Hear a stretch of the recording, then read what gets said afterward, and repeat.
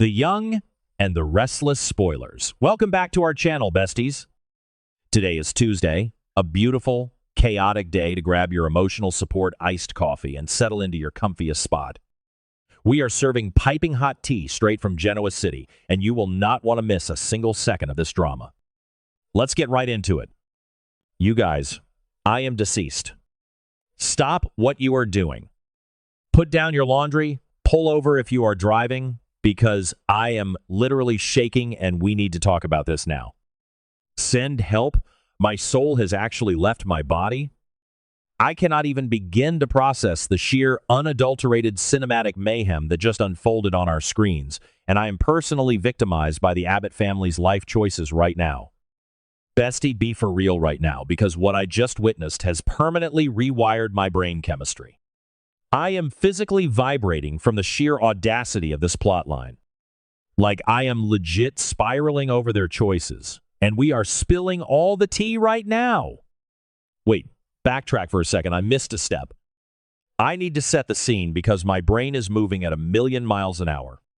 So, you know how Diane Jenkins Abbott has been absolutely paralyzed with paranoia because that unhinged, corrupt psychiatrist doctor Lawrence Markham is still out there somewhere?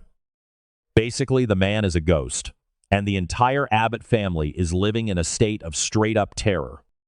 Jack is trying to recover at home, Diane is pacing the floors like a trapped cat, and the vibes are genuinely atrocious. Oh, hold on, I should have mentioned this earlier, but Markham's creepy little hideout was literally filled with books written by Alan Laurent. Yes, Alan Laurent. Which immediately brings us to his psychopathic twin brother, Martin Laurent. Did I say that yet? Ugh, my brain is mush. Moving on. So, Tracy Abbott, the literal angel of Genoa City, the moral compass, the woman who should be protected at all costs, decides she is going to be the one to deal with Martin. I was mid-skincare and smeared charcoal mask all over the rug when this happened. Literally had to yeet my phone across the room because Tracy gets on a video call with Martin Laurent. A video call? With a known psychopath? I'm literally hyperventilating right now just thinking about it. The aesthetic of this prison video call, by the way, genuinely so weird. Like, the lighting in that maximum security facility was giving early 2000s webcam realness, and the audio had this weird static hum in the background that was totally distracting me. Wait, I'm glitching. Okay, back to the main event. And can we just talk about Tracy's absolute main character energy right now? Like, this woman is a famous author. She writes romance and historical fiction, and suddenly she thinks she's starring in her own true crime thriller. I am genuinely obsessed, but also terrified for her. She's treating this like she's a seasoned detective interrogating a suspect, but Martin is not some character in a book, he is a real-life monster. I was literally screaming at my screen, Tracy, you are a novelist, not the FBI. Leave this to the professionals. But wait, backtrack for a second, what professionals? The Genoa City Police Department? Honestly, a potted plant could solve a crime faster than the GCPD, so maybe Tracy actually is their best hope, which is honestly so unhinged. So, Tracy is sitting there, looking like a cozy, concerned queen in her cardigan, and Martin is on the screen looking like an absolute menace. And, you guys, Martin immediately starts playing the victim. He starts complaining to Tracy, acting all paranoid, saying that the doctors at the prison are trying to control his every move. He is straight up acting like he's the one being persecuted, which is honestly so unhinged, like, sir, you are a literal criminal mastermind. Do not try to gaslight Tracy Abbott. But Tracy, bless her heart, is trying to stay focused. She is on a mission to get evidence against Dr. Lawrence Markham. She needs to know where this man is hiding so the cops can finally arrest him and Diane can stop jumping at her own shadow. And this is where the tea gets so hot it is practically boiling. Martin, with that creepy little smirk, confirms that he knows Markham. But he calls him Larry. Larry! Who calls a supervillain psychiatrist Larry? I cannot deal. Martin says that Larry was a colleague of his brother, Alan. And then he drops the most insane breadcrumb ever. He casually mentions that he remembers a summer house where Alan was invited. A summer house that could very well be Markham's secret lair. You guys, I screamed. I literally screamed into my pillow. The stakes are astronomical right now. Oh, hold on. I should have mentioned this earlier, but we really need to dissect the whole Alan and Martin twin dynamic. Because Martin bringing up Alan's summer house is such a calculated move. Martin hates his twin brother. He is insanely jealous of Alan. So, for Martin to casually drop that Larry was invited to Alan's summer house, that is Martin weaponizing his own brother's life to manipulate Tracy. He is basically saying, look how close Larry and Alan were. Maybe Alan knows more than he's letting on. It is straight up psychological warfare. Martin is trying to plant seeds of doubt in Tracy's mind about everyone around her. He wants her isolated. He wants her to feel like he is the only source of truth in this entire twisted saga. It's giving major I cannot even energy, and we are spilling all the tea right now. But wait, because Martin is officially on my do not perceive list, I am so done with him. Does he give Tracy the address? Does he just hand over the location so the Abbotts can go back to their wealthy, dramatic lives? Nope. Of course not. He completely gatekeeps the summer house location. He flat out refuses to tell her where it is over the video call. And then he delivers an ultimatum that made my jaw detach from my face and hit the floor. He tells Tracy that if she wants the details, if she wants to know where Larry is hiding, she has to come visit him. In person. At the maximum security prison. Bestie, be for real right now. He is baiting her. It is a trap. I am genuinely losing my mind over the psychology of this moment. Let's dissect this tea with absolute cinematic mayhem, because Martin is playing a 10-dimensional game of chess while everyone else is playing checkers. He knows that Tracy is the empathetic one. He knows she has this savior complex when it comes to her family. By holding this information hostage, he is forcing her into his web. And don't even get me started on the vibes. The way he looked at her through that screen was straight up predatory. I am calling it right now. The villain arc is about to go nuclear. So, Tracy logs off. Probably completely traumatized, but also weirdly determined. And she tells the family. Jack, Kyle, and Diane absolutely lose their minds, as they should. They are basically screaming at her, telling her absolutely not to go to that prison. Jack is literally recovering from being stabbed. Diane is already a paranoid mess. And Kyle, well, Kyle is just there being Kyle. But even he knows this is a terrible idea. They are all like, Tracy, no.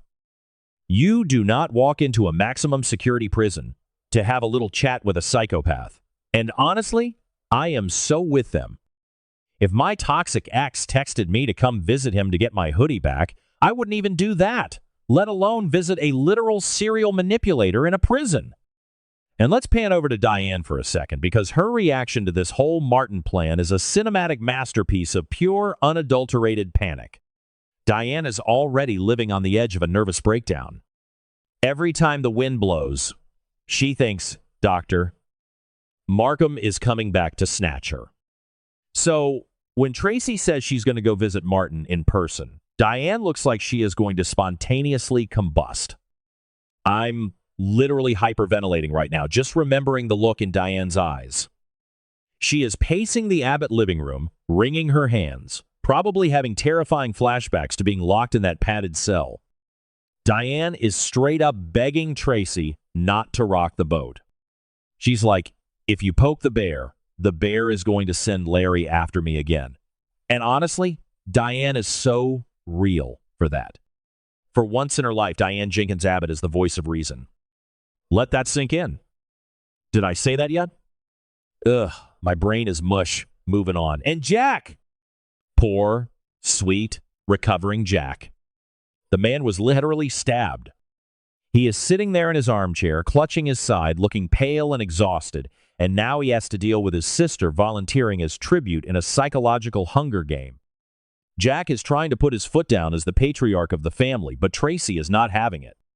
Jack is telling her that they will hire private investigators, they will put out a bounty, they will do literally anything else. But Tracy is looking at him with that soft, stubborn Abbott gaze, basically saying, I have to do this for the family. Bestie, be for real right now. Since when did Tracy become the family's sacrificial lamb? I cannot even deal with the emotional damage this is causing me. But Tracy? Oh, Tracy is stubborn. She is convinced that she is the only one who can get this information out of Martin. She tells Jack, Kyle, and Diane that they don't understand, that she doesn't need them to protect her, and that this is the only way to find Larry and end this nightmare. I am legit pulling my hair out. Tracy, honey, you are walking into the lion's den wearing a meat suit. Why are you doing this? Did I say that yet? Ugh, my brain is mush. Moving on. But seriously, her martyr complex is working overtime right now. Let's talk about the absolute mess that is Martin's master plan. Because we all know this isn't just about a summer house. Martin is a genius, an evil, twisted genius. He is always 10 steps ahead of everyone else. Do we really think he just wants a friendly little chat with Tracy in the visitor's room? Absolutely not. I am manifesting a total dumpster fire by the next update, because there is no way this ends well. Martin is planning something massive. Remember how he was complaining about the prison doctors controlling him? What if that wasn't just paranoia? What if he is planning an escape? Think about it, besties. What if Martin is setting up a prison break and he needs a hostage? And who better to use as a human shield or a bargaining chip than the beloved, sweet Tracy Abbott? If Tracy walks into that facility, she is completely at his mercy. Yes, it's a high-security prison, and she shouldn't have to worry, but this is Genoa City. Security guards are basically just paid actors who look the other way for $20. I am literally hyperventilating right now. If Martin manages to grab Tracy, the Abbott family is going to have to face yet another kidnapping, and I don't think Ashley or Jack's hearts can take it. And let's veer off into a completely random tangent for a second. Can we talk about the prison visitation rules in this universe? Like, how is Tracy just going to waltz into a maximum security facility? Are they going to put her in a room with him? Is there going to be a glass partition? Because if there is no glass partition, I am going to write a strongly worded letter to the writers. Martin is a physical threat. Remember what he did to Sharon and Phyllis? He held them hostage in a literal dungeon. And now Tracy is just going to sit across a metal table from him? Send help. My soul has actually left my body. I am picturing the lighting in that visitation room right now. It's going to be all fluorescent and sterile. And Martin is going to be sitting there in his jumpsuit, smiling that terrifying smile. I am genuinely sick to my stomach. Wait, hold on. I should have mentioned this earlier, but what if Martin is working with Larry? What if Markham and Martin are secretly communicating, and this whole summer house story is just a massive trap to get Tracy out of the house and vulnerable? Oh my God, my brain is going to explode. The sheer audacity of this storyline is too much for me to handle. I am totally invested. Like, I am personally offended that Martin thinks he can just toy with Tracy. Like, they are officially on my do not perceive list. I am so done. And let's just take a moment to drag the Abbott men because, bestie, be for real right now. Jack and Kyle are sitting in that giant mansion, letting their sweet sister, Aunt, walk into a prison. I know they told her not to go, but they need to physically block the door. Kyle is out here making secret, highly dangerous deals with Patty Williams in jail to get revenge on Victor Newman, which is honestly so unhinged, but he can't stop Tracy from visiting Martin? Make it make sense. Genuinely, the men in this town are useless when it comes to actual crisis management. I am physically vibrating from the stress of this impending visit. Tracy is going to put on her best sensible shoes, march down to that prison, and sit across the glass from a man who literally wants to destroy her family. The psychological warfare that is about to take place in that visitor's room is going to be Emmy-worthy, I am calling it now. Martin is going to play mind games. He's going to dangle that summer house address like a carrot, and he is going to try to manipulate Tracy into doing something incredibly dangerous. I am calling it the villain arc is about to go nuclear. Martin is going to use this visit to trigger a massive chain of events. What if he slips Tracy a note? What if he uses some sort of coded language that activates a sleeper agent in the prison? I know, I sound like a conspiracy theorist right now, but you guys, this is Genoa City. Anything is possible. Manifesting a total dumpster fire by the next update. I can already see the episode ending with a slow zoom on Martin's face as Tracy walks away and the alarm bells starting to ring in the prison. If the screen fades to black and we hear a lockdown siren, I am literally going to throw my TV out the window. I am too invested. I am too unwell. Wait, I'm glitching. Okay, back to the main event.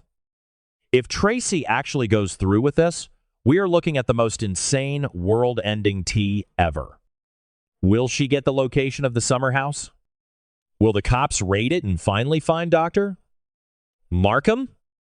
Or will Martin spring his trap, take Tracy hostage, and orchestrate the most chaotic prison break in Genoa City history? I cannot even. My grip on reality is slipping, making it absolutely clear that this situation is now my entire personality and I am not okay. I need you guys to sound off in the comments right now. Is Tracy making the biggest mistake of her life? Is Martin planning an escape? Are we about to see Tracy Abbott become the next hostage in this endless cycle of Abbott family trauma? Manifesting a total dumpster fire by the next update, because I know for a fact that Martin Laurent does not do anything without a sinister ulterior motive. I am going to go scream into a pillow now, because I am literally too unwell to handle the gravity of these events. I love you guys so much. Stay safe out there. And I will see you in the next video when I have inevitably lost the rest of my mind over this show.